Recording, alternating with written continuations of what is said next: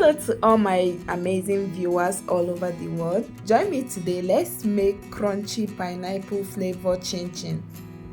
So first start by mixing your wet ingredient. Add milk into your mixing plate, sugar, then your pineapple essence or extract.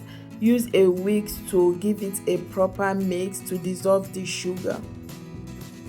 Then take out another mixing bowl. Add 2 cups of all-purpose flour, cornstarch, a pinch of salt and baking powder. Then use your whisk to give it a proper mix. Next, add in your soft butter. Then use your hand to mix in the butter into your dry ingredient until it looks like breadcrumbs. And after that, start adding your wet ingredients gradually while you mix.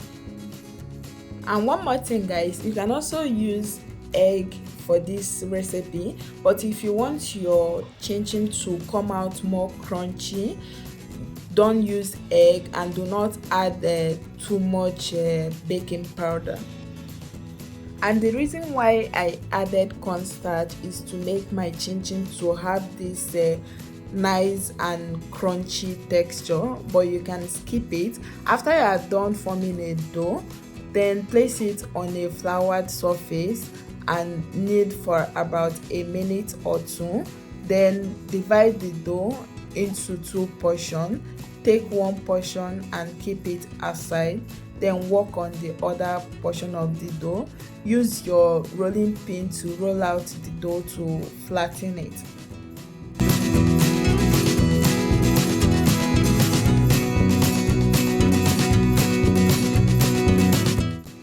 And after you are done flattening the dough, use a pizza cutter or a kitchen knife to cut the dough into any size or shape you want your chin chin to have. Once you are done cutting your chin chin, sprinkle a pinch of cornstarch or all-purpose flour on it to prevent it from sticking to each other while you cut the rest of the dough. Next, place a deep saucepan on the heat, then pour in your vegetable oil that will be enough to fry your chin chin. Allow it to heat up, then start adding in your cut chin chin into your hot oil, but make sure the oil is not overheat. Reduce the heat to a low heat. Then stir your chin chin continuously while you fry on a low heat until the chin chin starts turning golden brown. Once it starts turning golden brown, take the chin chin off the heat.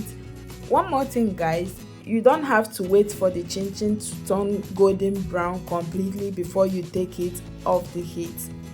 Spread the chin chin on a kitchen paper to suck out the excess oil on them and also cool down completely. Then go ahead and repeat the same process with the rest of the cut chin chin until you finish frying everything. And please guys, don't forget to subscribe to my channel. Also follow me on my Facebook page. See you all on my next video. Bye.